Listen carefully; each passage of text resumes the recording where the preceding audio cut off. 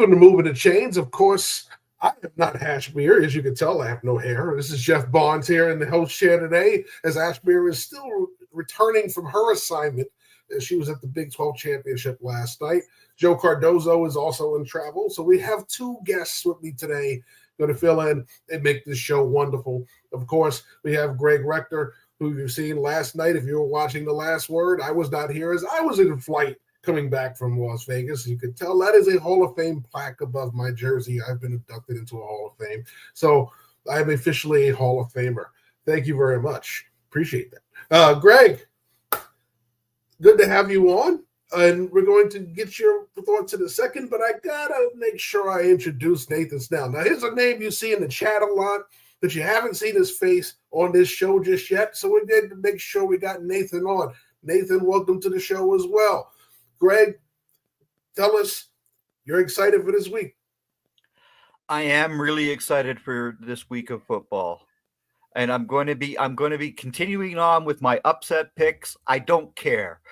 I want to see these upsets happen, and that's what I'm going to go with. All right. Nathan, how do you feel about this week? This week, I know with some buys, I think there's some kind of true playoff implications, but I'm pretty optimistic for this week. All right. So it's one of those times where we always start off the show and we let people know. At the end of the show, for those that don't know, we do rapid fire just like everybody else. We make our picks. Gotten very contentious the past few weeks. In the beginning, there was a lot of big gaps. Ashby at one point was running away with this thing. Not so fast, my friend, as Lee Corso likes to say, because guess what? We're tied again at the top of the leaderboard, Ashby and myself. Sharing that first place spot, I've nudged my way back into the chair. Almost the perfect week. That Thursday night game with Green Bay let me down. What is it with these NFC North opponents letting me down when I got that first place all by myself sewn up? Just when I had it, they let it go. All right, so nevertheless, Ashmere and I are tied for the lead.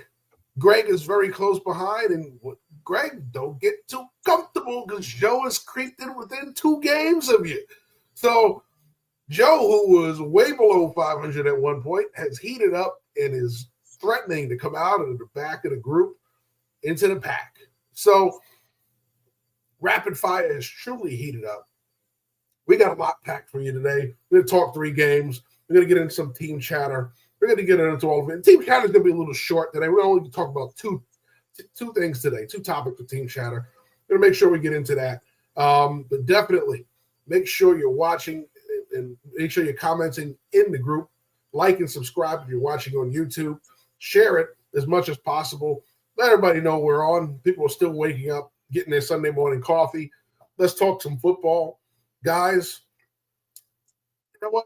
Let's get right into our first matchup. How about that? Okay, so Bon Jovi said sometimes you can't go home. Well, guess who's going home today? Kirk Cousins gets to go back to Minnesota. And Atlanta has a very tenuous lead in the NFC South. They're tied with Tampa Bay, but by virtue of their tie-breaking sweep of the Buccaneers, they are still in first place. Minnesota, one of the hottest teams in the league, just chasing down Detroit. Can Kirk Cousins lead the Falcons to a victory in Minnesota? Nathan, I'm going to let you start this one off because ATL is not too far from your backyard. Let us know if you believe Kirk Cousins can get this done. I will say no. I think he'll keep it close. I have the Vikings winning by 7. I think the Falcons are a good team, but I think they started kind of to cool off a little bit. And I think it's kind of one of those mid-season slumps. It happens to all the good teams. Minnesota, I knew at some point was going to kind of put it together. Like Jordan Addison kind of had a quiet season a little bit. And then, Aaron Jones, Justin Jefferson, bringing back T.J. Hawkinson. I think Minnesota's kind of starting to find their way. But I think Minnesota's going to pull it out by 7. All right. Greg, Minnesota, how do they keep this train rolling so they can chase down Detroit? Well, it's going to be with their defense, which is, of course, led by Brian Flores, and it's blitz, blitz, blitz, blitz, blitz, blitz, blitz, blitz, blitz constantly. And that's going to cause Kirk Cousins some issues, in my opinion, because he still isn't as mobile as he was before. And when you're not mobile enough, you're going to get hit. And if Kirk Cousins throws a couple of interceptions, well, there's the ball game for you. So if we're going to talk about plan of attack in this one, okay, we know the Falcons can score. They've been struggling on defense. Minnesota at one point was a really hot offense. They kind of cooled down a little. They've been relying on that defense a lot to kind of pace the game for them. Can they do that versus Atlanta this week? And that's open to both of you. I would say I think it's possible. I think really it had to start Atlanta's defense. If anything, they would have to come out aggressive. I think you got to take one thing away from Minnesota. That's either the run or the pass. Aaron Jones is a Pro Bowler for a reason. Justin Jefferson, Jordan Addison, all great, but I think you got to take one or something away from Minnesota to make them one-dimensional. I see the question of would you bench Kirk Cousins? No, because you've paid him. And again, like when you're coming off an injury of his, I think in a way they've already kind of exceeded expectations for where they were the previous season. So, but no, I mean, plan of attack from Atlanta starts with the defense first, take away the run of the pass. I actually would challenge Minnesota defensively by being aggressive with the pass. I know with Bijan in the backfield, but you've got Darnell Mooney, Kyle Pitts, Drake London. If he's going to be blitzing, I'm like, okay, I'm going to counter that with the pass. So that's my game. That's my game of attack if I'm the Falcons. All right. Well, we seem to have lost Greg. I'll tell you what. If I think Minnesota is going to be just fine. They are who they are. However, the one thing I think that Atlanta has to do is, yes, defensively, they've got to play a lot better. This is a week you got to come out. You got to get turnovers early. You got to get stops early. And you got to get that offense rolling early. But then you got to do something you haven't done. Be consistent with the offense all game long. Okay? They haven't done that since early in the season. Injuries kind of got them a little sidetracked. There's a lot of things they've been trying to do, but it just hasn't been getting done when they've gotten guys back. They have gotten Bijan going, but they still can't figure out how to get Kyle Pitts going. I don't understand this Kyle Pitts anomaly. I was the coordinator, I see a guy like that. I see 1,000,001 ways to use him. They don't. So I don't get it. It's not the first time I've not gotten it with some of these teams, how they can't get a certain player going. So, yeah, they've gotten Drake London going. It's not hard. If you can find a way to isolate Drake London, if you can find a way to isolate Darnell Mooney, how could you not find ways to isolate Kyle Pitts, who has more favorable matchups on the inside than those guys do on the outside? It doesn't make sense to me. But nevertheless, I don't think they really try to make him the focal point of this team. So I would, as a coordinator, I would love to have a Kyle Pitts. I'd do so much with that. But so far, Atlanta hasn't figured that equation out. If they ever did, their offense would be the most consistent in the league because there's no way you could stop London, Pitts, him, and still have Mooney and those other guys around to contribute. So there's no way you can stop all of that at once. Since they can't seem to figure it out, they've been stoppable. So yeah, until they figure that part of the equation out, their defense is going to be overstressed, and that's part of the problem. Before we start to get ready to move on from this, let's talk a little more about this. So we talked about it on that end. Minnesota, they've done so much with Sam Darnold at quarterback. We know they brought in Daniel Jones. We know they got J.J. McCarthy for the long term. But right now is Sam Darnold's show. Can Sam Darnold go out there today and not only continue to have this team keep pace, but doing it with the more explosive offense. So far, the offense has gone through peaks and valleys offensively. The defense has been the most stable asset right now. How can he get that offense to the point where if they get into a game where their defense struggles, they can go out there and win no matter what? Well, Darnold has never been in this position in the NFL. He's never been on a team that's got this number of wins and all that good sort of stuff. For me, I think he has to stop throwing the football as often as he has. They got to use Aaron Joseph in that backfield a lot more. That's my key to Darnold being successful is not throwing the football as much. Because you got a guy in that secondary in Atlanta named Jesse Bates who can turn a game around in a heartbeat. And if you're throwing to your TJ Hawkinson and all that fun sort of stuff up the middle, well, Jesse Bates is going to line him up like a rented government mule. So you got to use that running game more. All right. How about you, Nathan? I think Sam just needs to be a game manager. I think there's Cam Newton has said this a while ago. There's game managers and game changers.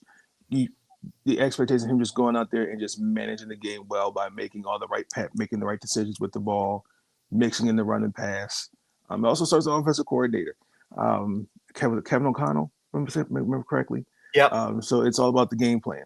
It's how you want to attack them.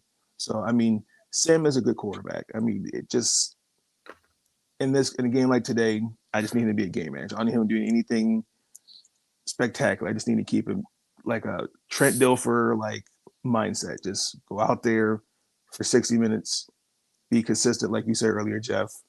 Make the right decision with the ball, mixing the run and pass, and they'll be fine. Sam will be fine. I can see Sam throwing two touchdowns in a game like today.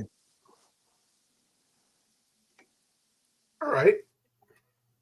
So put a bow on this one. No predictions yet, because we'll say that for later on. What would you say? Who would you go into this game and classify as the underdog in this one? I know what Vegas has, but looking at the matchup, who do you think is least likely to come out of this one with the W?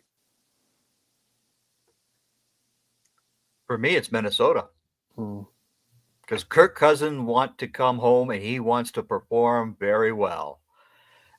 And you don't get too many shots when you're the old dog like Kirk Cousins is to go back to where you used to play.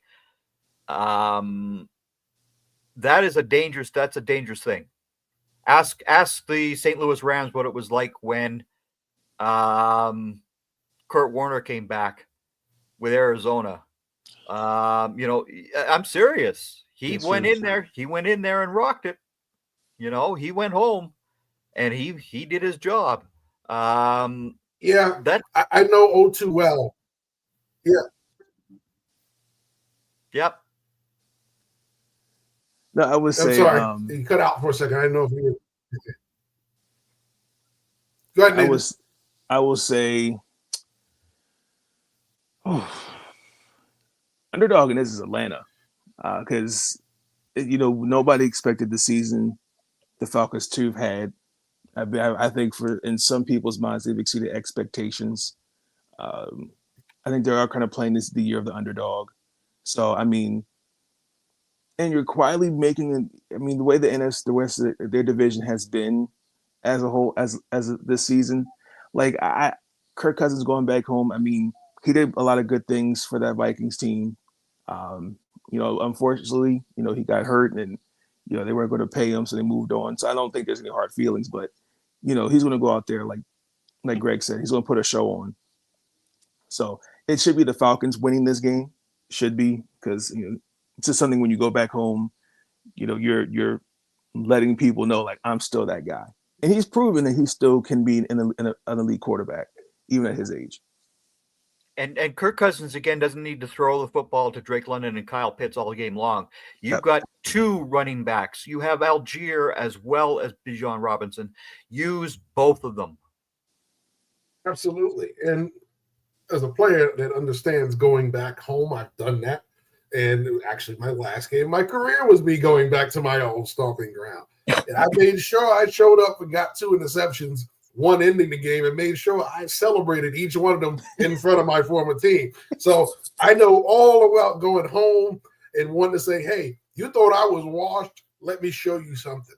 And for Kirk Cousins, it hasn't been the most consistent year. And we know about the injuries they've had. We know about all of that. But the fact of the matter was, even when they had everybody, it's been an inconsistent performance from this Atlanta team, which is why they're in the predicament they're in, tied. When just a few weeks ago, they had this division by the horns. Okay, Tampa Bay was struggling with injuries. We knew that Carolina was down, and the Saints were down. You had all of those teams down. You had the division. You were 3 games up in the division at one point. All you had to do was just keep winning and keep going. They haven't done that. Now they're in this point where they're 6-6, tied with Tampa Bay. The only reason you're not in the lead, if you're still in the lead, is because you swept Tampa early. And unfortunately for Tampa, that they played them twice early. Because if they had another matchup coming up, boy, oh boy, this team would be in trouble. So you're playing with a kind of advantage. You just got to stay even with Tampa Bay. You don't have to be ahead of them to win this division. However, that's a long way to go, 6-6. Okay, so there's 12 games down, and you got another 5 games to go. Okay, it's a lot. There's a long time when you're tied to hold the lead. Okay, so you got to start winning and winning now, and you got to do it. And if you're Kirk Cousins, this is more than just a pride issue; it's a survival issue because you're not going to make. Most likely, you're not going to make the wild card if you keep playing this way. Okay, you're not going to win the division right now if you keep playing this way because you lose today, and Tampa Bay's got an easier game. And they pull that one out, you're looking up at them. Yeah, with 4 games left. So anytime how would you look at coaching, Jeff, for the Falcons these last, I'd say, 4 weeks? How much do you hold Raheem Morris to the fire of how they've been looking? I would hold him more to the fire defensively, not offensively. Yeah. And, because he doesn't really, that was never his thing. The offensive side of the ball was he always entrusted his OCs to go do the job. So I don't really, and when you got a defensive head coach, having them tamper with the offense too much usually is a disaster, i.e. the guy that just got fired in Chicago. All right. So, so for me, if I'm him, I'm looking at my coordinator saying, I need you to get this more consistent. I need you to get this fixed. I know you're not the one throwing the ball, but you got to find game plans that work for this man. Mm-hmm.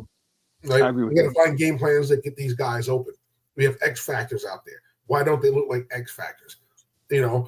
So as a defensive coordinator, you can look at a guy and say, I see what they're doing to you. Why aren't you able to beat it with this? Why aren't you able to do this? Because I know how when I was a defensive coordinator, things that screwed up my schemes, I hated when people mimicked it the next week and I didn't expect it from them. Like, they're doing what the guys beat us with last week. Damn, I didn't expect that this week. All right, now we got to go out there and adjust to it.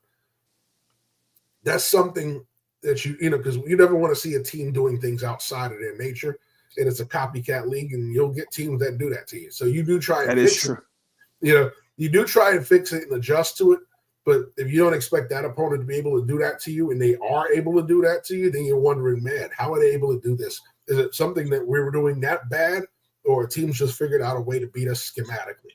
So with him, I think Zach Robinson's the OC in Atlanta, and he needs to go back to his Los Angeles Rams roots, which was run the damn football. Not only that, but run the ball. But if you remember the Rams utilized Tyler Higbee. Yeah. You know what I mean? Yep. The tight end was heavily utilized with Sean McVay's offense, and it still is now. Okay? Yeah, he's got Nakua and Cup, but he utilizes his tight end. Higbee still gets catches. Okay? So how can you not get, Kyle Pitts catches? It comes back to how you utilize the guys in your offense. As an OC, the strongest my offenses have ever been is when I utilize what I have, not what I want. Okay, we've seen that same thing with Kyle Pitts even before this group came in. Yeah, it's like well, okay, like, is it maybe it's just system? Maybe he just hasn't transitioned. Like, He's done better this year than he did under Arthur Smith, right. Yeah. but you're not seeing him use like an X factor. And that's the problem I'm having is I'm seeing things being designed for Mooney. I'm seeing things designed for London. London. You know, I'm not Yeah. seeing that with him. I'm seeing him being used in line. I'm seeing him used in formation here, but they're not trying to free him. No. They're trying to free those other guys. And it's like He's kind of getting that Cole Kmet treatment. yeah. You know, now Kmet's less of an X factor than he is. Mhm. Still a very good tight end. But when you have a guy that's 6'5", who has a wide, matter of fact, you know the perfect example, Greg Olsen. Greg Olsen. Yep. Right? People found ways to get Greg Olsen open because he was that X factor. He had that receiver frame and a tight end body. You know, Tony Gonzalez, same way. Okay, you found ways to get those guys open. Yes, they had favorable matchup inside, but how many times have you seen them line up on a corner, line up here? Travis Kelce, line up here, motion into a situation where he draws somebody he's not supposed to be covering him. You know what I mean? The Syracuse tight end this year for this upcoming draft, Oronde Gadsden II, is going to be that type of a player as well. Oronde Gadsden. I remember his fault. His father, yep. And Yes. as I said to Coach Rick in the chat, because he's a Dolphins fan, and Oronde Gadsden was a Dolphins player as well. His son needs to go to Miami in a heartbeat. All right, so we're at that moment. We're going to transition from this game and move on to our next. But in between, we have a segment called Team Chatter. Now, normally we go about 3 or 4 different topics deep. We're going to hit 2 real topics right now because there wasn't a lot of news this week, but there was enough for us to get into some team chatter. And number one, when it comes to this, let's just start with the low-hanging fruit, folks. Giant fans, you want to see a guy that knows how to fail at his job and look good doing it? Well, there he is, all right? Plain and simple, okay? How could you screw things up so bad on camera and still, during the season, still look cool? Joe Shane is doing a great job of it. Listen, every game that Saquon Barkley goes out there and lights it up just makes this look even worse. But then to have to go through what you're going through with your team just keeps pouring more fuel on the fire. Giant fans don't even want to see him in the building anymore. They don't want to see the head coach anymore. And I don't blame them. Listen, this has been mismanaged. And the sad part is it's all on camera. You decided to do Hard Knocks with this decision. I'm sorry. I would have made this the most educated decision. This would have been an Einstein decision. You'd have seen formulas on the board explaining why I didn't need that man in the building to back it up. Because once it went wrong, boy, oh boy, this is what's going to happen. You're going to be talked about. The fans are probably throwing stuff at your cars. Listen, I don't envy the situation you're in, but you put yourself there by making this decision. I said 2 years ago that I would not have let Saquon go. I would not have signed Daniel Jones to a long-term agreement before Saquon Barkley, but you did it. So you got to own it. And boy, oh boy, you got to own what's coming with it. But you look cool while you're getting this fire. I appreciate that much. Boy, oh boy. For that big playoff win against Minnesota that some people still claim Daniel Jones led, which was a joke. That was the decision, and they get to suffer for it in New Jersey. Yeah, well, he led it while Saquon ran for 100+ yards and another 50 yards receiving. Yeah, he led it. Yep. He wasn't the X factor, but he led it. Yep. But but you give him $40 million a year. I wasn't. Hello, what kind of decision is this? He would have gotten the Kirk Cousins treatment from me. He would have been tagged 2 and 3 and 4 times if I could before I let Saquon go on a tag. But that was just me. Okay, so on to our next one. Oh, don't worry, guys. We'll come back. I got one more to go. All right, so NFL fans love winners. And here's the proof, right? Number one, it's a tale of 2 cities, all right? Kansas City, Detroit. Both are winning.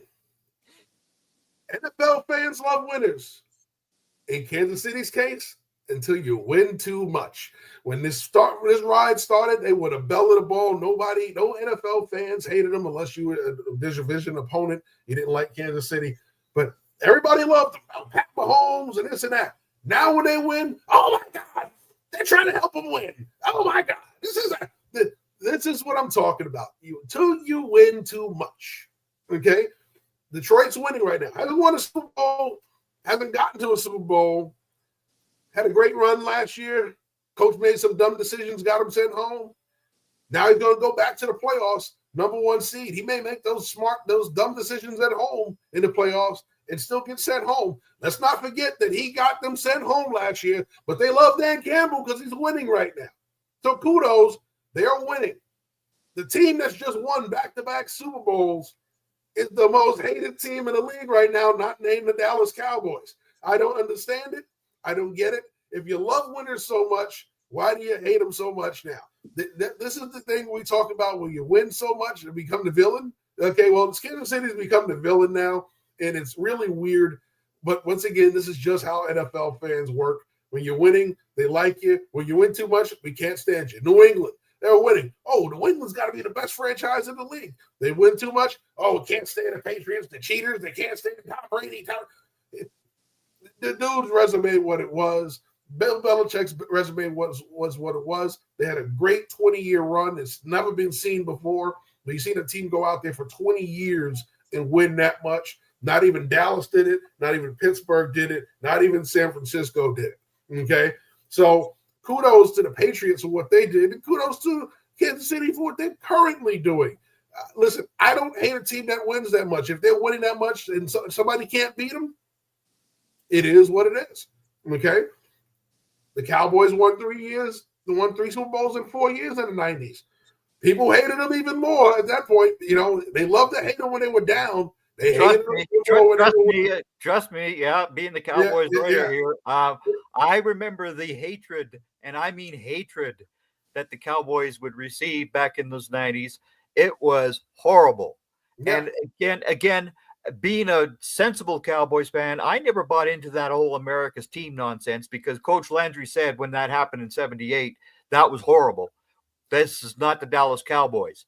That is not that. That was a whole creation of the NFL films people and all that nonsense.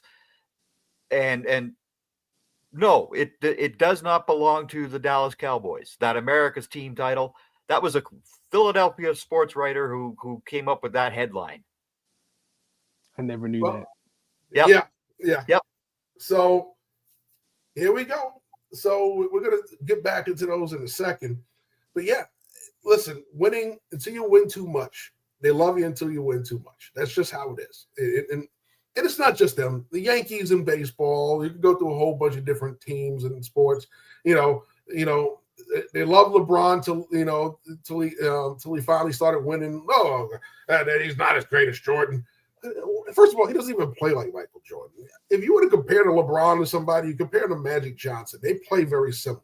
Right? Similar. Yep. Yeah. I agree. So, but nevertheless, it just comes down to when you're winning, you're good until you win too much. Okay, now we can't stand you. Okay, and those two teams are like that. Let's go back to the first. We'll touch base on this again. All right. So the Giants front office, Joe Shane. Listen, you're the top guy in the front office, so you get the most heat, Joe. Sorry, this isn't personal. This ain't personal. I'm not sitting here saying I'm trying to get you fired. The fans want you fired. I don't really want you fired. I think you need to make better decisions to keep your job. That's just me. I would not have made that decision. His drafts have been terrible as well. Well, I thought they did a decent one last year with Tracy and those guys they brought in. I think Thibodeau was a good pick. They've had some good ones. It's just you're adding pieces. And Wan'Dale Robinson was a good pick too. That's a good guy that's worked out for him. So they've had some good picks. I just think that when you look at the collective, I think the misread was that they had that successful year, right? Because then you thought you can keep some of those pieces from that year. Yep. Mm-hmm. And it didn't work long term. No. And we've seen that in the past. You've seen a team come in, a new regime comes in, they win early, And then when you realize those pieces really didn't fit, somehow you kind of cobbled it together for a good year. Okay, and then you try and build on it and it falls apart. That's what happens to you. So, but also too, you kind of have to kind of go back even before that playoff win. mm-hmm. You know, when they decided to bench Eli, and everyone we were all shocked the draft night when they picked Daniel Jones and the next pick was Dwayne Haskins, and you have a commentator that's no longer on TV that goes, he had better be a Hall of Famer. And it's like, well, look at the situation he's going into. So we're looking at really kind of 6 years of, well, okay, what do you want your identity to be? What are you trying to build here? Because in the 6 years, one playoff win, it's also to coaching. How are you trying? Are players really bought in? Like, I think Joe has done a decent job, but I just think a lot of it also, it starts at the top, just ownership, and it trickles down. Because like now you can't go in, now you have to go into the offseason now thinking, well, okay, well, you have Malik Neighbors, now I need to go out and get a quarterback. Well, you need to look for a running back. And drafting guys like Shador, Travis Hunter, they're great, but they're not going to be miracle workers overnight. Like it's a process, and I think sometimes what bothers me when it comes to like NFL, like media, like ESPN and others, is I think they create this timetable where it just thinks, well, you should be able to draft guys and they should be able to mesh together. It doesn't work like that. You need at least 3-5 years, but also too, it's also situations. Like look at Carolina. They benched their number 1 overall pick from last year this season, which made no sense, and the team stinks. Yeah, so, and that was a mistake by the owner. You have an owner that doesn't know football trying to make football decisions in Carolina. As much as they beat up Jerry Jones at least knows football. It ain't Hall of Fame knowledge of the game, but he at least knows something about the game. He's been around it long enough. David Tepper hasn't been around it long enough to even consider making management decisions about the football team other than who's going to run his football team. Mm-hmm. So that's part of the problem is you have an owner who has no patience trying to make football decisions in Carolina, and it's hindering them. Here's a situation where the owner trusts his football people in New York, and his football people are screwing it up along the way. Right? So, and you saw that dynamic. The one good thing about the Hard Knock stuff is it brings you into places where you're not normally seen. The NFL has not always been open to letting you behind the curtain. Okay, they don't do that. Okay, even as a guy who got into scouting, you have to learn scouting. Unless you're learning from inside the building, you have to find somebody that did it to teach you.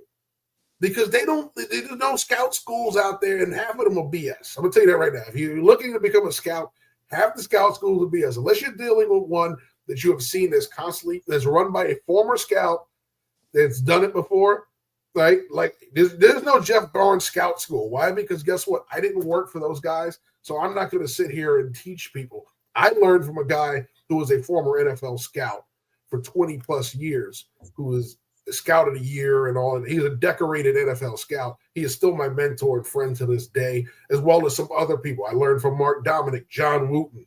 Okay, these are NFL people with over 90 plus years of NFL experience.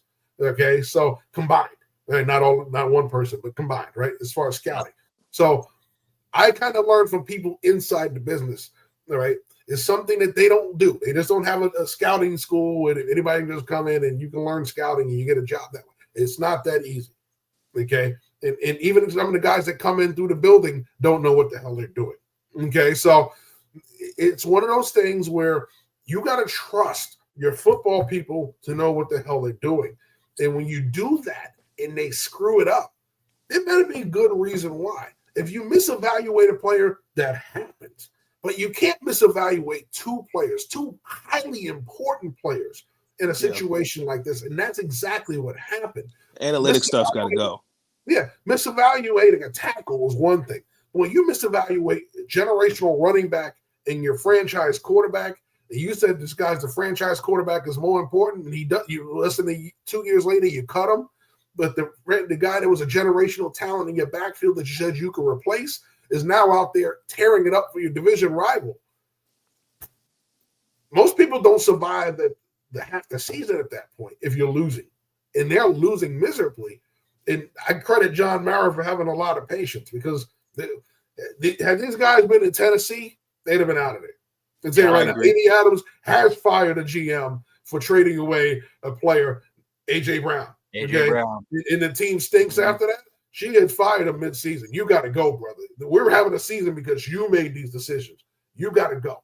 So, Joe Shane, be very, very fortunate you're still there, because there's a lot of owners that don't give you this much room. Once again, we got to get ready to move on. We got to go to break, and then we got 2 more games to do, plus rapid fire, and some fantasy questions as well. So moving on, just to touch on this other one quickly, and that is, of course, the tale of 2 cities, winning too much, right? Winning enough, winning too much, all right? So, guys, like I said, to me, NFL fans, they love you when you're winning. They hate you when you win too much. It is just what it is, right? You almost go back to loser status when you're winning too much, right? They hate you. They ridicule you. They blame it on everybody else but you. Like, do you get lucky sometimes as a winner? Yes. Okay. We've seen that plenty of times. How the hell do the Patriots keep getting in this situation? It's not always preparation. Sometimes it's luck. Okay. That interception that just happens to fall into the guy's hands after it's tipped, and magically he just floats into his zone. He's going, oh, shoot, there it is. It happens sometimes, you know. For the Chiefs, it's been happening quite often. Let's just face it. Okay, the 2 Raider games, the blocked field goal at the end, which is partially on them. There's not as much luck when you block a field goal. But the snap that's on the ground, how lucky could you get when they're driving in field goal range and a guy just all of a sudden at the wrong time snaps the ball and you recover it? You know, I mean, that's a little bit of luck. You know, a field goal blowing right at the last second when a guy has a 90% accuracy. I mean, that just is a little bit lucky. You got to get some of that. Like Bill Parcells wouldn't have had his 2nd Super Bowl had he not been that lucky, because Scott Norwood was just a couple of inches away from giving Buffalo their only Super Bowl. There's a helicopter in the sky that game. Yeah, you know. So, you know, you got to be a little lucky sometimes. Yep. So what we're going to do is we're going to hit that first commercial break. And when we come back, we're going to have some Christy's fantasy, Christy Love's takes for us. And then we're going to get into some more of our matchups and rapid fire here on Moving the Chains. We'll be right back.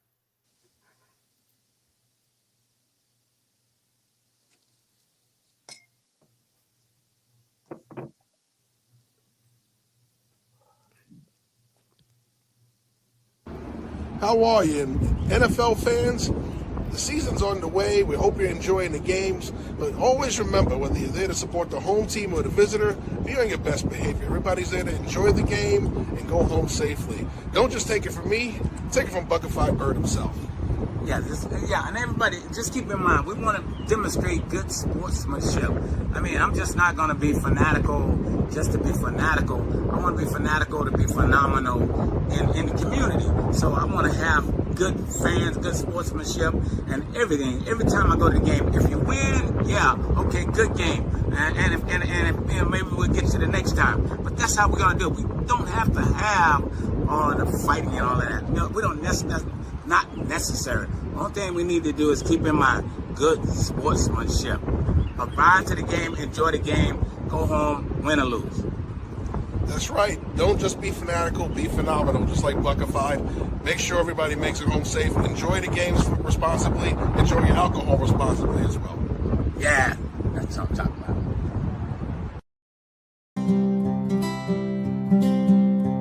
Are you looking for an energy boost during the day, but you don't like the coffee crash? Be sure to check out Clean Cause. They have delicious yerba mate teas with 150 milligrams of caffeine, but without the jitters. They also donate 50% of their net profits to help with drug and alcohol addiction. Interested in more? Click the link in our bio to get your first case. You are watching Team NBS Media. We are a digital media brand covering sports, entertainment, and lifestyle. with team members all across the country. Through our written content, podcasts, and video content, we bring you fresh and professional content. Interested in joining the team? Shoot us an email or DM. Make sure to like, share, and subscribe. What up, y'all? It's your girl, Christy Love with Team NBS Media, and I got a parlay for y'all. Let's get into it. First and foremost, I have Jerry Jeudy for 70 receiving yards. He's gotten this his last 5 out of 5 games. Automatic lock. Last week, he had well over 200 receiving yards. Like, easy lock.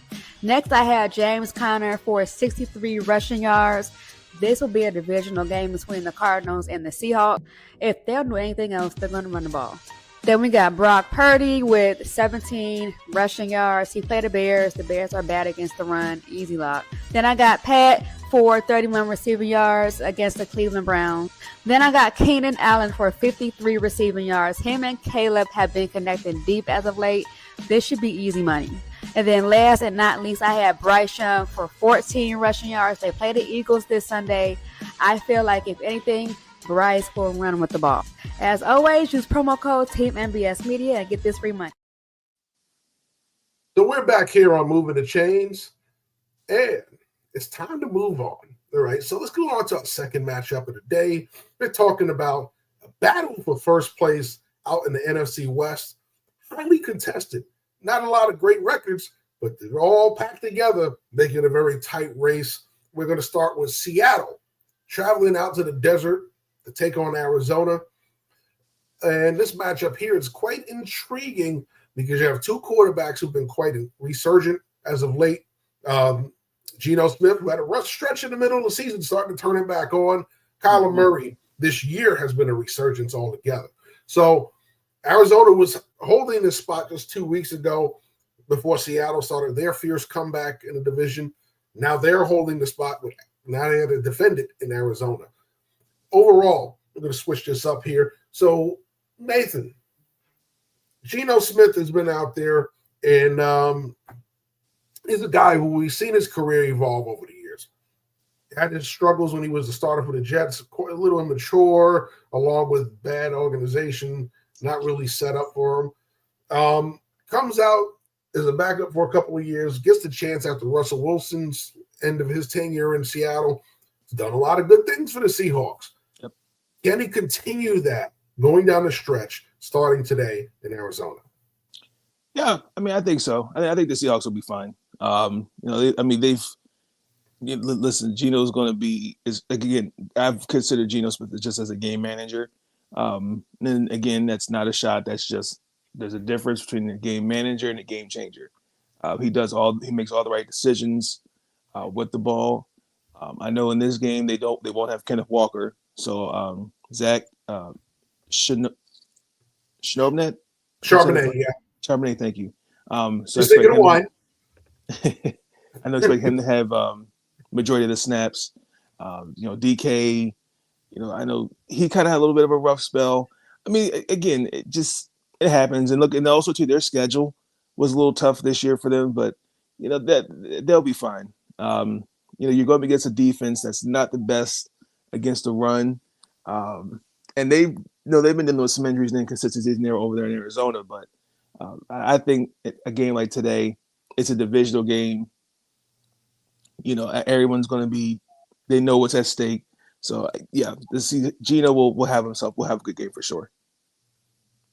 All right. So Greg, what can Arizona do to retake first place today? We've seen them go out there and they've been playing a lot better this season. We've seen Kyler Murray's resurgence, but overall they've had some up and down moments the last couple of weeks that caused them to fall back into second place. How do they retake first place today? Their defense, which in the month of November gave up a whole 18 points. It's all about the Cardinals on defense. And the same applies to Seattle because they only gave up 24 points in the whole month of November as well. So everybody wants to talk about a quarterback. No, this is a team game, kids. The defense matters. And again, Seattle's defense has played very well recently as well. But the Arizona Cardinals defense stops Charbonnet.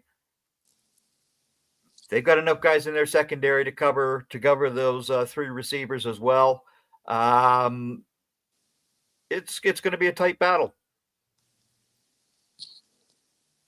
So, what would you say going down the stretch? Starting today, both of these teams, is a lot more division matchups coming up.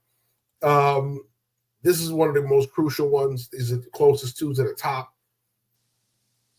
How do they remain successful? Whoever grabs first place today, whoever grabs sole possession of first place today, how do they remain successful and hold on to it the rest of the way? Greg, tell me how Arizona can do that.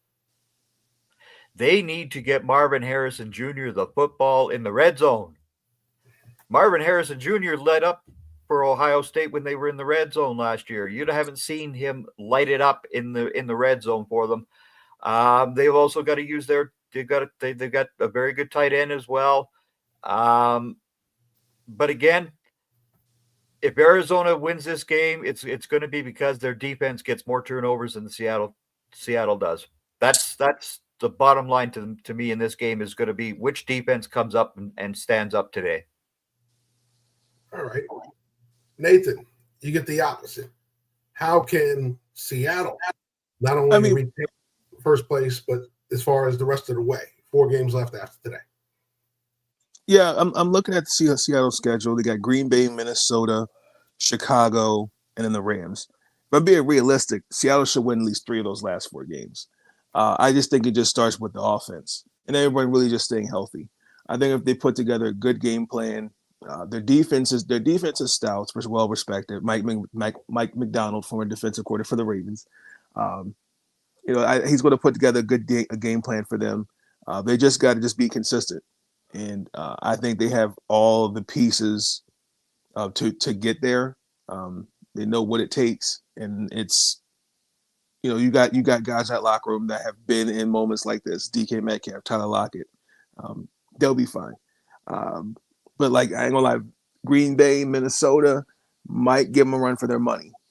So Chicago, we are know they're kind of in a official now rebuild. Then there's the Rams who are 6-6, who've dealt with injuries. So. Where is that Bears Seahawks game? Is that in Chicago or is it going to be in Seattle? Hold on, let me see. I believe it's in Chicago. It's in Chicago, okay. And that it's going to be cold weather. It's going to be Sunday night too. Yeah, Sunday night. Yeah. I don't envy them one bit. Nope.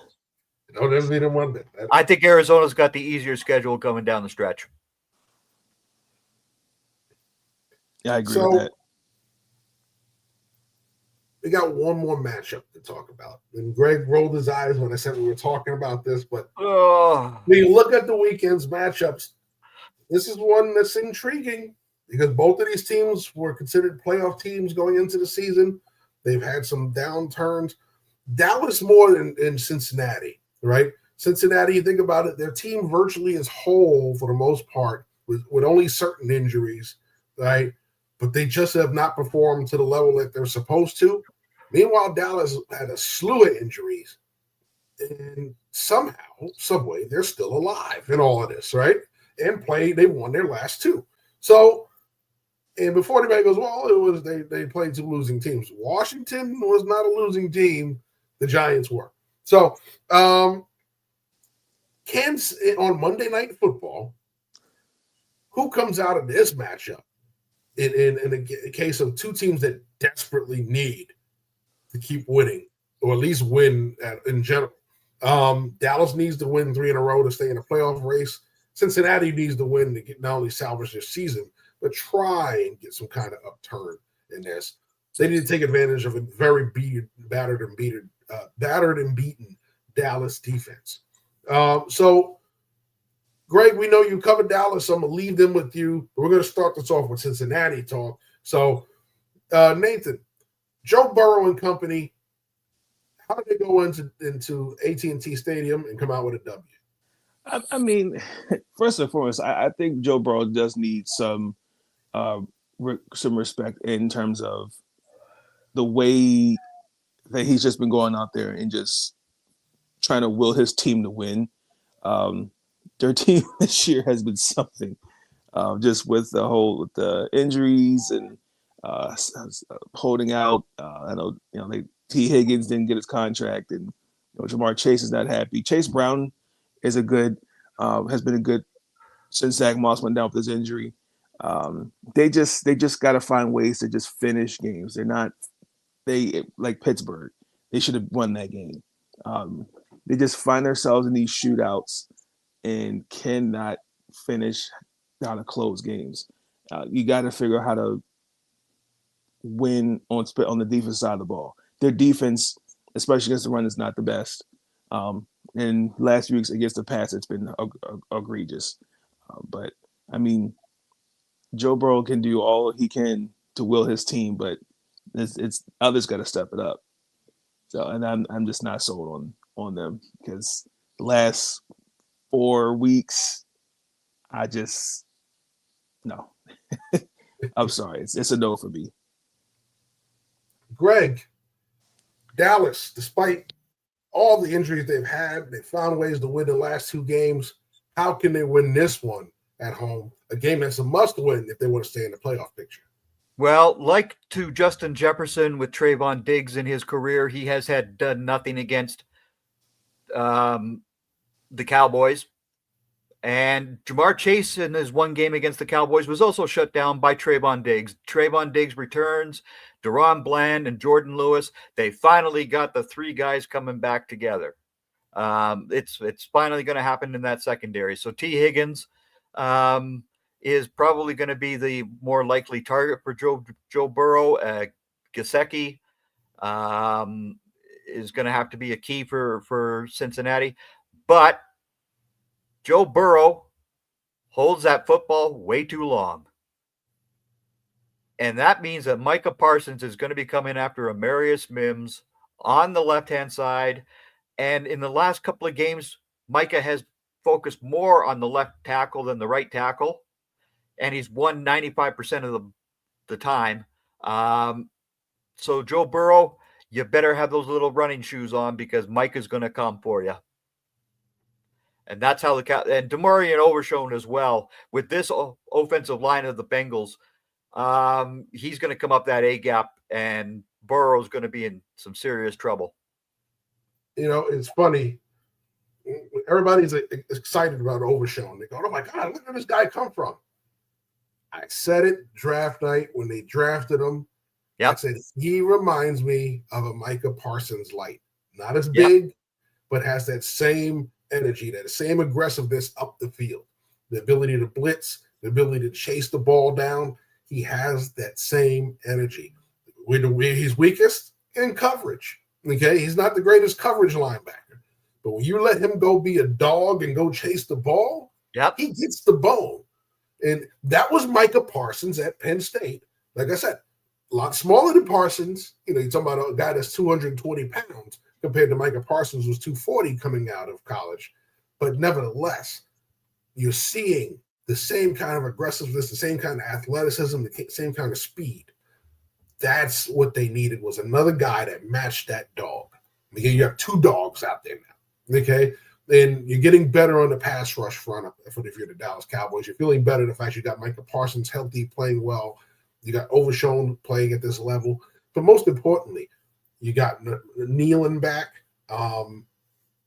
You're getting close to getting Tank Lawrence back. I don't know when he'll be back, but you're getting close on that one. So Tank is not going to come back either this game or the Panthers game. And he said, when asked this week about the Panthers game, he said, hell no. So his foot injury is serious. Yeah. So he's a guy that when you get him back, that's another big piece of the mix. But you've got Carl Lawson playing very well off the bench.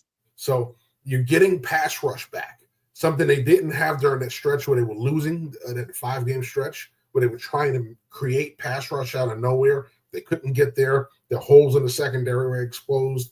People were able to do anything and everything against them because they couldn't stop the run or the pass. Now you're starting to see a little bit more of what that defense was supposed to be in Dallas. Still got a lot of issues, but overall getting healthier, which was the number one issue for them. But overall, so there's got to be a formula, though, for these 2 teams to win.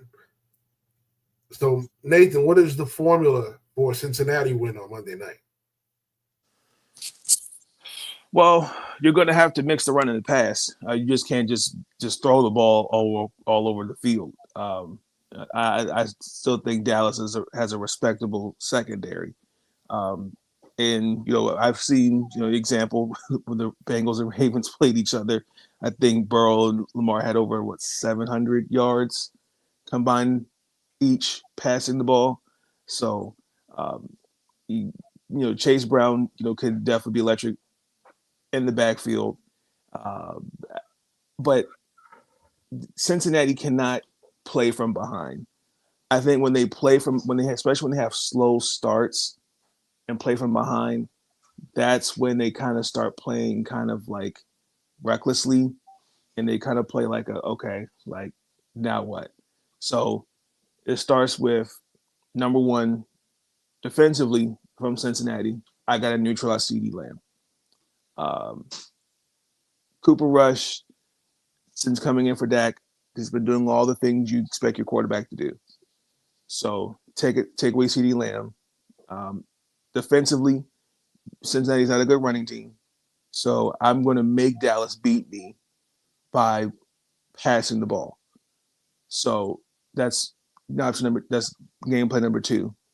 Number 3, as Greg said, they like to take away Shamar Chase. You have T. Higgins. You have Mike Gesicki, Chase Brown. Andreas, oh my gosh, I can't think of his last name. It's kind of like their slot receiver. Yeah. Thank you. So he's got a lot of weapons to use from. So if they do all those things, follow those 3 game plans, Cincinnati should win this game by 2 touchdowns.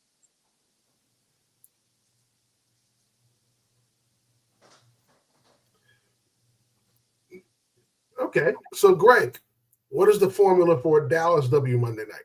Rico Dowdle needs to get 100 yards again, just as he did against the Giants. And Cooper Rush actually throws his receivers to an open position. Unlike Dak Prescott, who has been Mr. Tight Window for decades, all of a sudden the receivers are a little bit more wide open for the Cowboys. Oh, and they also get Jake Ferguson back. So yeah, the Cowboys are pretty much going to have to rely on Rico Dowdle. Well, Ezekiel Elliott, Greg. What's that? Well, Ezekiel Elliott.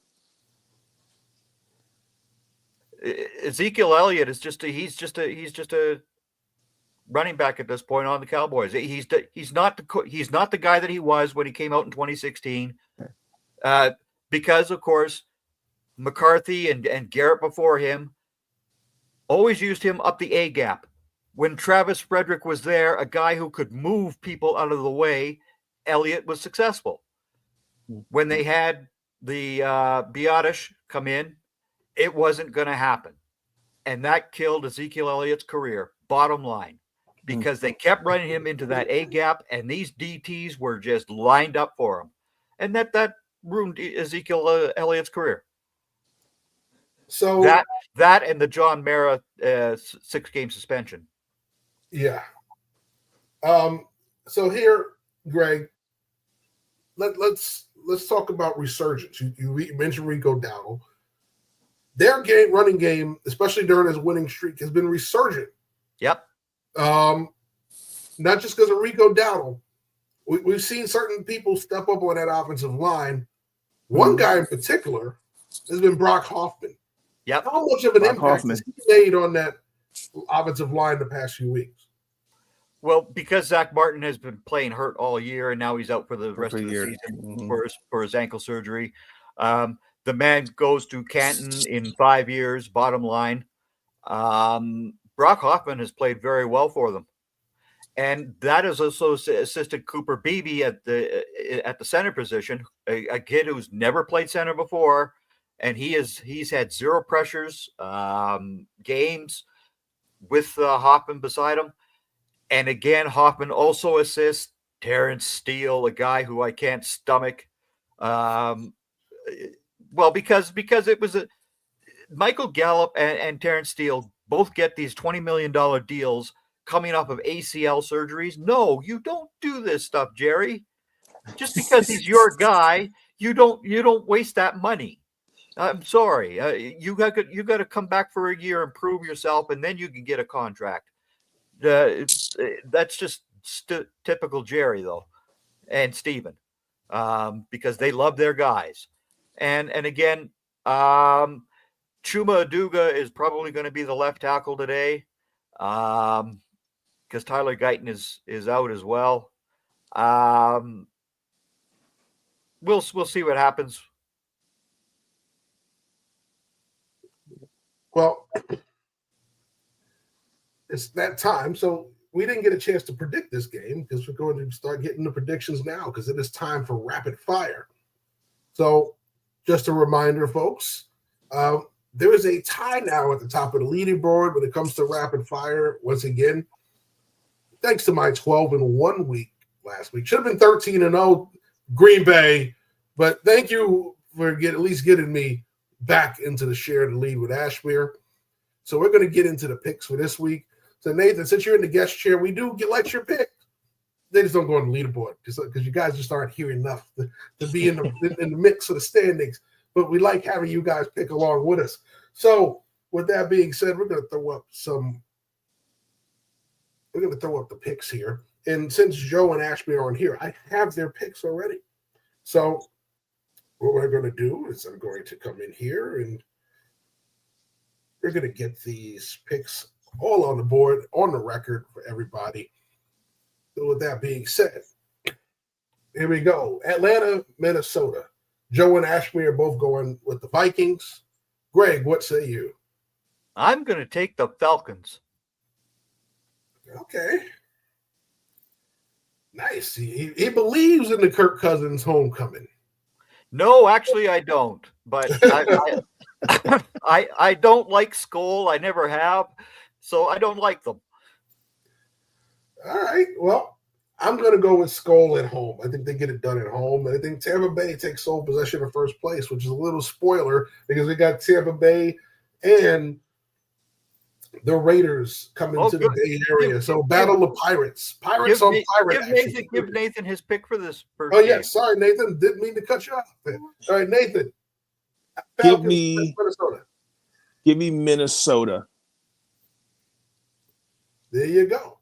And the other reason I'm also going with Atlanta is the other G. Lopez from Team MBS Media is taking his son Christian up to see his Vikings team play.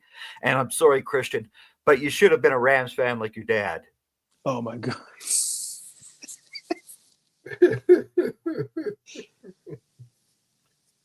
All right. So looking through their picks, I'm looking here. And okay. So I see Bucks and Bucks. No Raiders picks here. So yeah, this should be unanimous. Listen, I'm going Tampa Bay. I'm done picking the Raiders for the season. They have not shown me anything to make me want to pick them. They fight. I give them credit. Aaron Pierce and those guys do fight. However, they should have won against the Chiefs last week, but yeah. Yeah.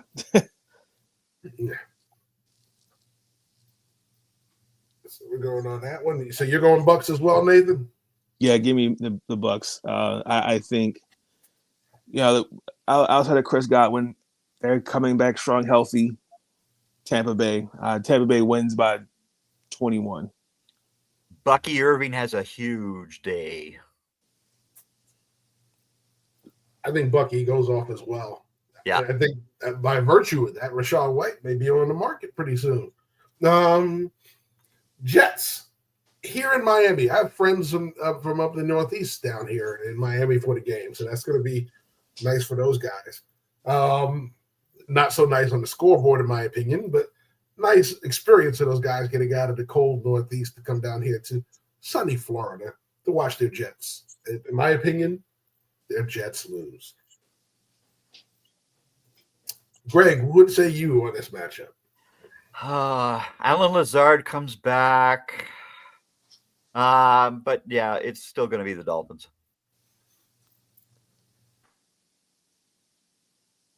Dolphins as well. Nathan, who you got on this one?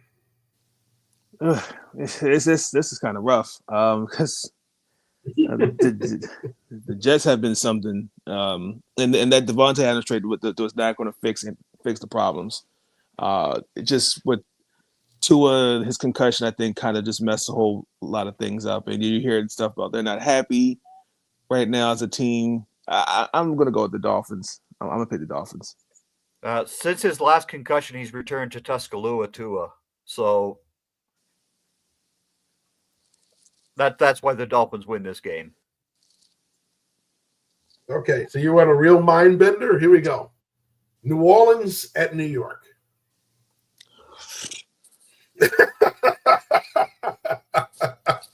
I pick a tie. That's it. That's it.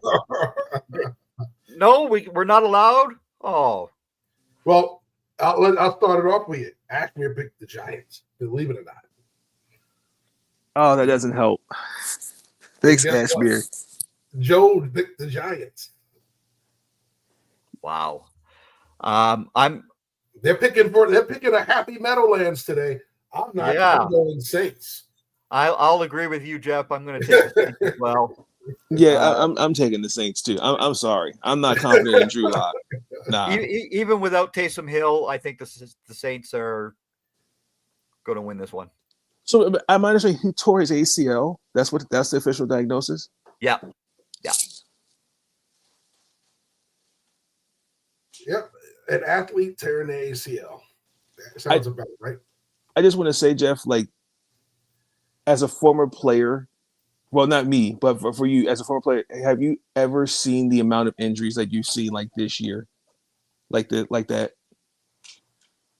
Oh, you go over back the past few years. It's spiked, and my theory is a lot different from the general theory.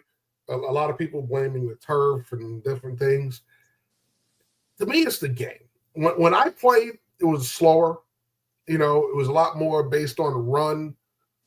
You didn't cover as much space in as fast a time, so you didn't have to be as the start-stop quickness wasn't as much of a thing as it is now, because we've spread the game out, made it where you're covering a lot of space. And it started with college, right? College, you got a lot of guys, they're playing that spread offense. So it starts becoming more of an aerial game. You're playing, 53 yards wide. Your guys got to be faster, quicker, stronger. Not running those base defenses anymore. You look at college defenses; they're all nickel and dime defenses now, right? So that it usually trickles down. It did trickle down to high school because those guys are coming to the NFL where they didn't have the traditional offensive traits. They adapted and they started taking on more of that as well. Now it makes great matchup football. But it puts a lot of superior athletes in positions where you're going to get worse injuries. The knee isn't meant to start and stop like that so many times before it eventually goes. The Achilles isn't meant to start and stop that many times before it eventually goes. Right? So when I attribute, I'm 48 years old. I have bad shoulders. I have bad knees. I'm bone on bone in the knee. And fortunately for me, I retired at 29. But I still have those issues, and it's not all because of football. I also played basketball, so that didn't help my knees at all. So, right. So, so that's really one of the things that helped exacerbate my knee injuries. But what happens is it's a different style. And because of those styles, you're starting to see a lot more of the non-contact injuries. You're starting to see because of the way we've changed tackling, the gruesome leg injuries. There's so many factors into why you're seeing the spike in injuries now. I mean, every once in a while you heard about a guy tearing his tricep or bicep. Think about how often you're hearing that. What are we doing now? Because we're playing, we're not blocking with the shoulder and tackling with the shoulder as much. Now it's more taking on blocks from far points where you're doing a lot more of this. Yeah. And that's flexing the muscle and you're constantly working out and then doing that stuff. Right. So we're putting a lot more wear and tear on the body the way the game is designed now. And that's why we're having what we're having. You think about, the old guys. You think about Nate Newton. Nate Newton said, yeah, in the off season, I get really fat and then I come and lose weight when I get to training camp. Yep. These guys don't get that chance. You know what I mean? You come into any of them workout programs overweight, they're working you or fighting you, so, and that's not even training camp. That's just the workouts, the mandatory workouts in the offseason. So there's a different level of athlete that we're getting now. But the problem is, because of the demands of the game and the demands of what they're demanding from them physically, it's also breaking them. Which is the same thing that happened to Tiger Woods, who overtrained his own body. These players are developing such physiques now that, yeah, they look good. And especially when you go and watch these guys who will end their college seasons, and now they're getting ready to go to this draft and the combine, and you watch these kids lose their weight, pick up weight for linemen and things like that. Their bodies are not designed to stay this healthy. They're not. And because they overtrain that instead of being on the field, especially the offensive linemen, they suffer in their play.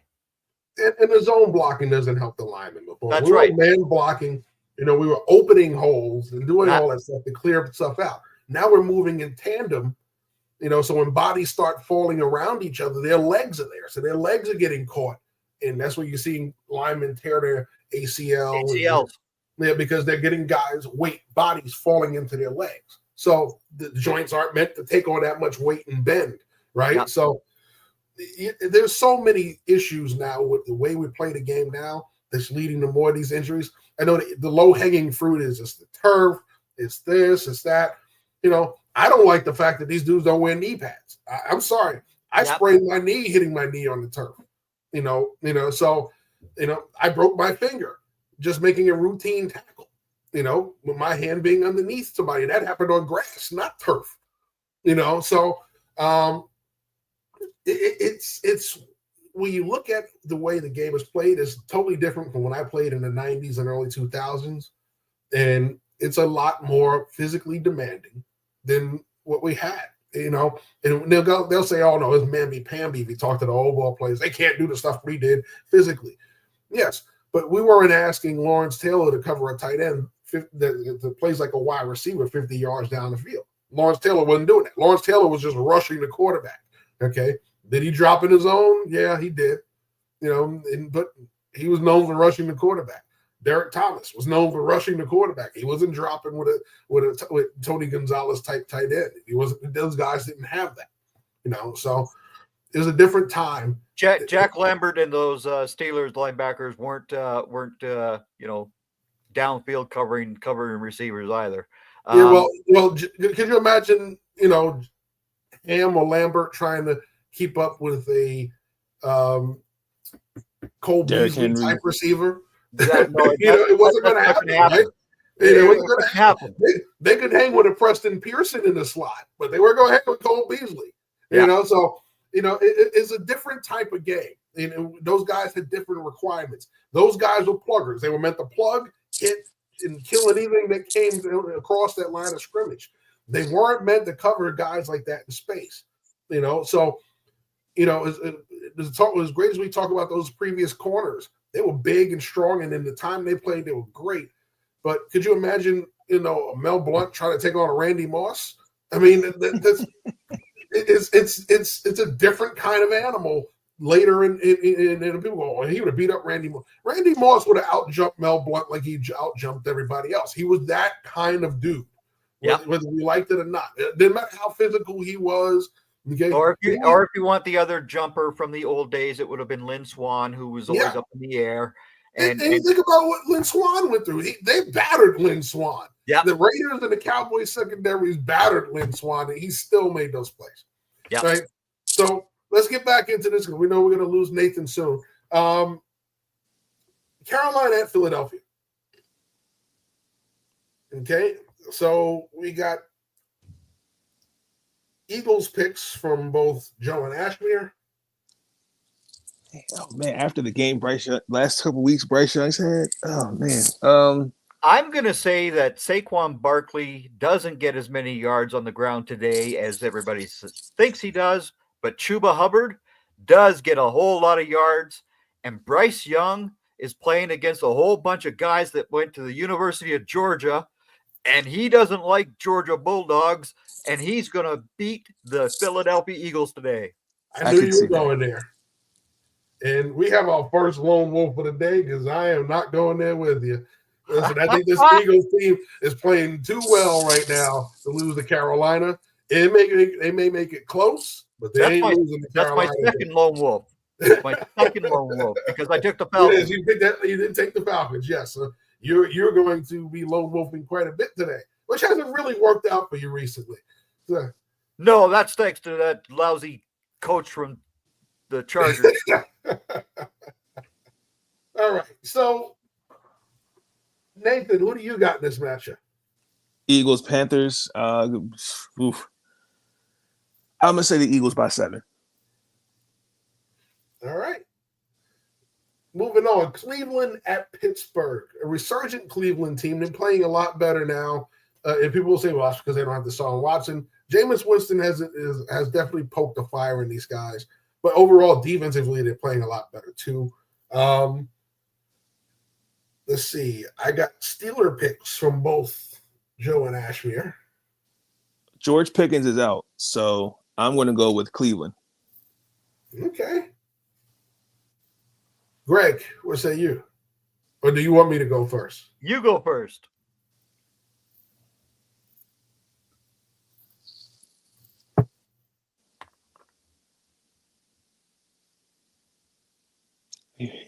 Yeah, I can't lone wolf on Cleveland again. I can't do it again. I tried. It doesn't work out for me.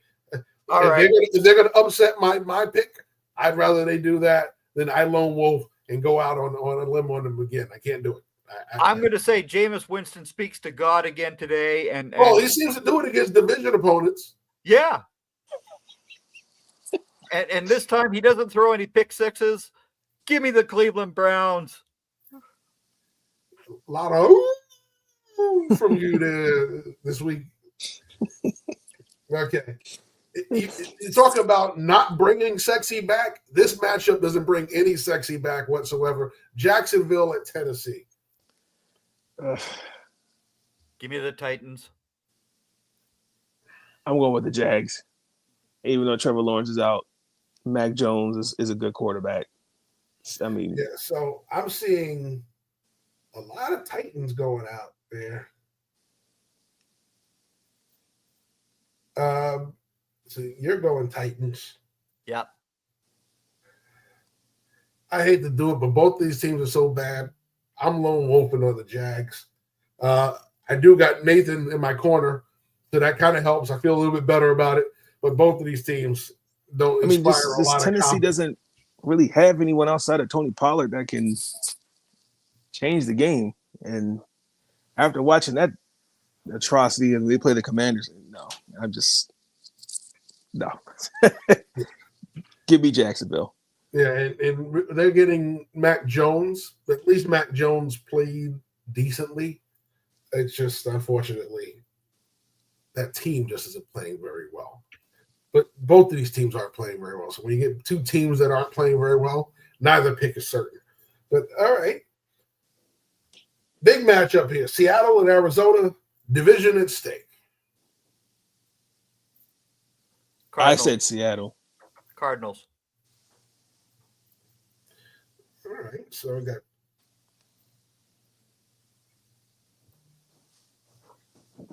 Arizona. You said Seattle, Nathan? Yes. You said Cardinals, Joe, right? Greg, right? Yeah, I'm taking the Cardinals. Nathan's been in my corner all day, man. When he said that, I said, wow, he's agreeing with me. Well, there's two lone wolves for you that you're going down today, Jeff. I'm sorry. That's it. All right. Buffalo at the Rams. I'm looking at the picks here. I'm seeing Buffalo is quite popular with the folks that are in flight.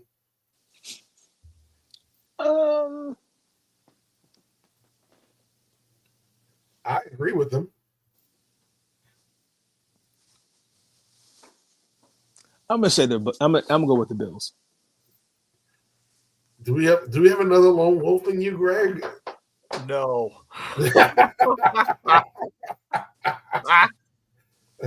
Okay.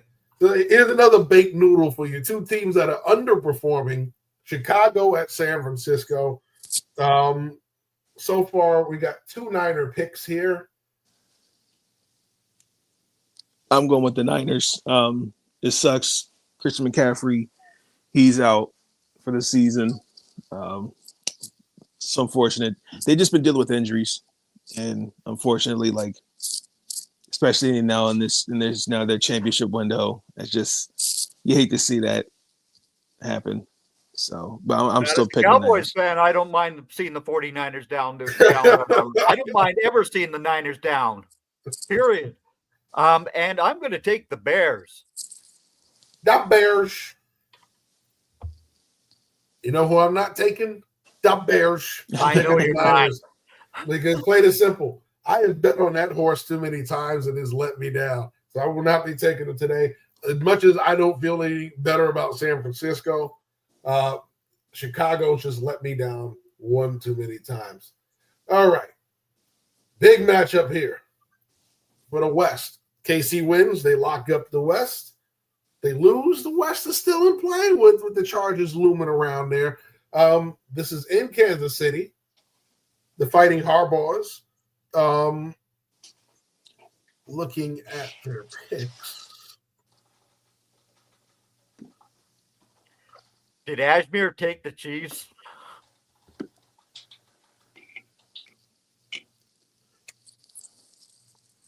I'm looking. I'm wondering if she even picked that game.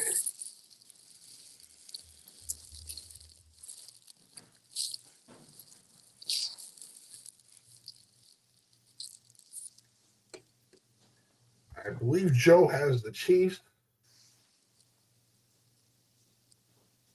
I'm going to keep looking for Ashmere's pick. But as much as I love the Fighting Harbaughs, I think the Chiefs get it done.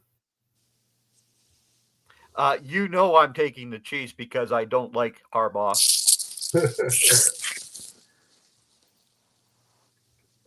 I'm going with the Chargers. You're going with the Chargers. I think the Chargers are due for. I think they're due for a game. Quentin Johnson's gonna have his comeback game. So we're unanimous on the Chiefs. Okay, Monday night, Cincinnati at Dallas. Okay, so I'm seeing here. I'm going with Dallas. Ashmere's going Dallas. Joe's going Cincinnati.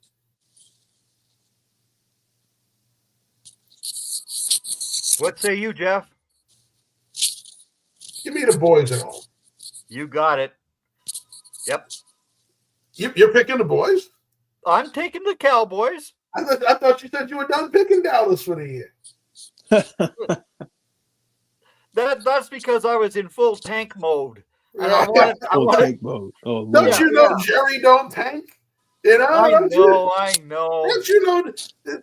You got to know your team, man. And Jerry Jones don't tank for nothing. You know, even when he fired Wade Phillips mid-season, what did he tell those guys in the locker room when he fired them? They're gone. Wade's gone. You better start winning, or else you're going too. Right? Yep. So he don't tank for nothing. Jerry believes in winning at all costs. So there you go. All right. So Mel, Nate, who do you got on that one?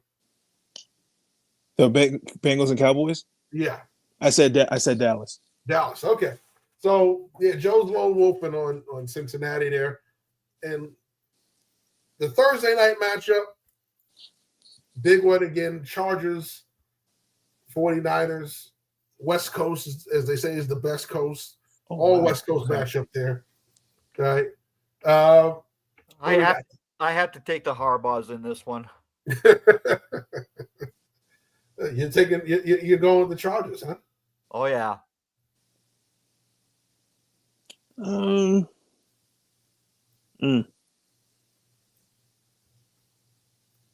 like the Fighting Harbaughs in this matchup. So give me the Fighting Harbaughs. One divisional opponent to another. Ooh, that's gonna be rough. I'm gonna say No, it's not the Rams and Niners. It's the Chargers and Niners.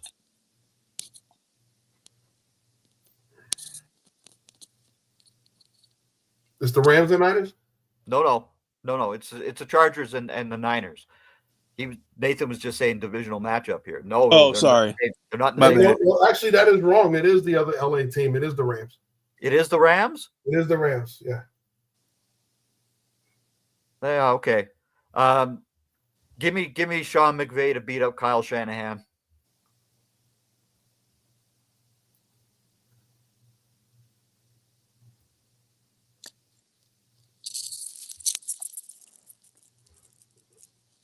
I'm torn. Yeah. Sorry. I'm going with the 49ers. Wrong LA logo was there. Wrong LA logo. But nevertheless. Okay, I didn't have to take a Harbaugh.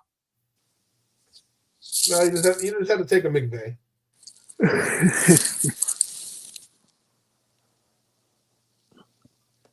Let me go back to their picks. So she had San Francisco twice, and Joe has the Niners twice. So we're split on that.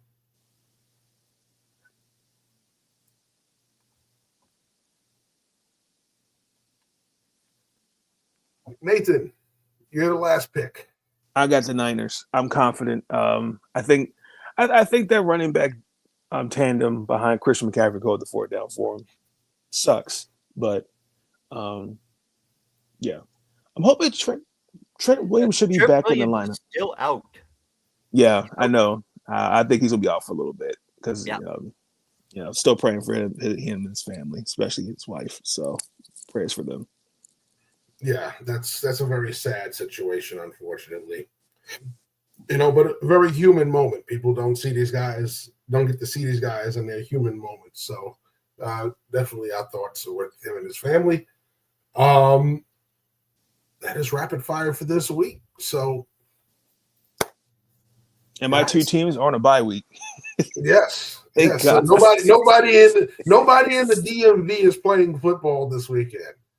Which is heaven sent for a Cowboys fan like me, because I don't like either one of them. Don't put me up there in the DMV area. Oh, well, no, I shouldn't say that, because the DMV area has a huge amount of Cowboys fans. That is true. Yeah. Well, that goes back to the days of the Redskins not having African American players until '62. They were the last team in the league to do this. And that's why people don't understand this stuff. Why so many African Americans are all cheering for the Cowboys, but you got this team in Washington, and why don't you? Because they were racist. Dixie's team, as they were called. Yep. Yeah. So, speaking of which, we know Nathan's got to go, and it's time for us to go. So thanks for joining us, Nathan. Thanks for joining us, Greg, in the show, not in the chat. Normally, Greg is in the chat making his picks. You got to see him make them on air this week. Joe and Ashby will be back, so she'll be back in this chair next week. I get to fall back. It's just my analyst. You did a good job today, Jeff. Thank you. I think Michael Penix comes in and wins for the Falcons. Bryce Young destroys the Eagles, and Caleb Williams is going to win today as well. It's going to be a beautiful day. Well, it's going to be a beautiful day. A whole day of football to go along with what we had yesterday. Great job on the last word last night, Greg. There'll be more last word coming around towards the bowl game season. We'll try and sprinkle a little of those in there. Sprinkle some of those in there. All right. We'll be back next week, 11 a.m., unless Ashby kicks us back a little, but 11 a.m. next week here on Moving the Chains. Thanks for watching. We hope you enjoyed it. See you next week.